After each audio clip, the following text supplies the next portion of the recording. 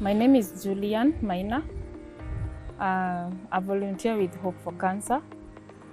Hope for Cancer is an organization established basically to help mothers and parents with kids suffering from cancer.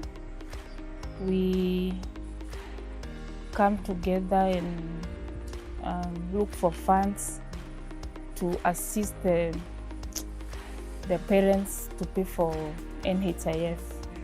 By the time I was joining HCK, I was going through so much. I'm a trained accountant. I'm an accountant by profession. And having been to a job market for a while, and maybe even getting those jobs, I didn't have a purpose. So I needed something that is challenging in ways that I feel I'm giving a part of myself. So I met a friend who once, long time ago, we used to be in college together, and she told me about Hope for Cancer.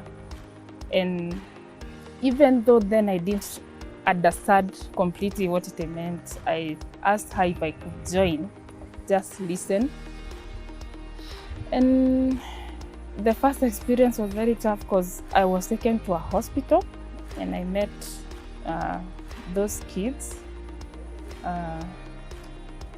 I think the first day I am the one who went for counseling because I was told I'm supposed to be empathetic and not sympathetic. I went there with sympathy, so it really hit me. I remember having a moment to sit and think about what I had seen, and I don't know how many people have gone to those wards and seen those kids.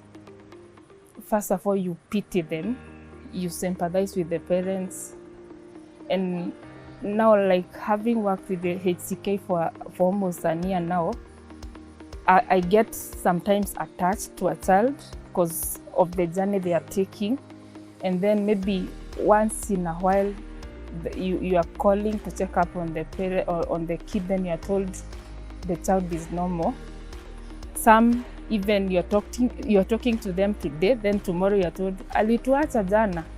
So I don't know, I'm still working on that part where I'm losing a part of myself through those kids, because for the past 10 months I think I've lost about 23 and counting, the ones that I had known, interacted with, and it's very painful. And I'm only imagining how much worse to the parents, because me, I'm just a volunteer. So it's really tough. Through HCK, you can just be a contributor, maybe decide to cater for a few. We have several people offering to pay for kids. Like a near package goes for 6,000 per kid. There are cases where even the parents that we are covering right now, by the time they are doing 6 sessions of chemotherapy, the card is depleted, so it has no funds. So if we get more people helping, we would register both the mother and the father if they are there, so that when one card is depleted, now they can use the other one, because we have some parents doing that.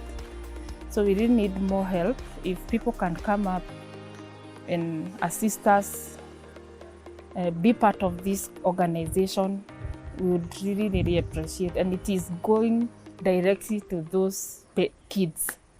Yeah. Another plea would be to the government. And now that we have a new president, us as Hope for Cancer, having dealt with so many cases of cancer and having lost so many kids, because most of these kids who are lost is because they cannot afford treatment. The NHIF can just do up to some point, then the other stages, it's either you pay, you do a harabe, and who are you doing the harabe with if the family has left you alone? So if the government and the Ministry of Health and our president could come up with a solution, a home solution where these parents don't have to go to India for treatment. We built a state-of-the-art cancer center in Kenya, whereby all those treatments that are done in India can be brought in Kenya. I think the cost would be a bit cheaper, and then maybe the ministry could come up with a package that includes, is it inclusive of the treatment for the Kenyans? Yeah, if the government can do that, it would have solved a huge burden for more thousands of parents who are not able, because cancer drains people. They don't even have fare. They leave their kids in hospital, because some say when she's there or he's there, I'm safe because at least he can eat. At home, we are not feeding because all the money that we had, we spent all of it in hospital.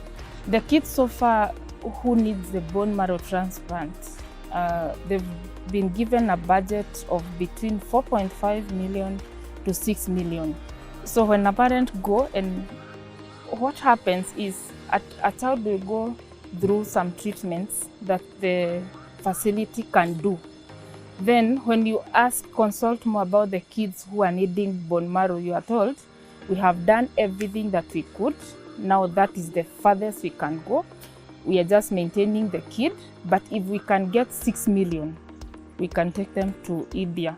When our parents hear 6 million, they are not feeding because they don't have money. So they're just waiting for that day where they wake up and they are told the kid is not alive anymore. It's very costly.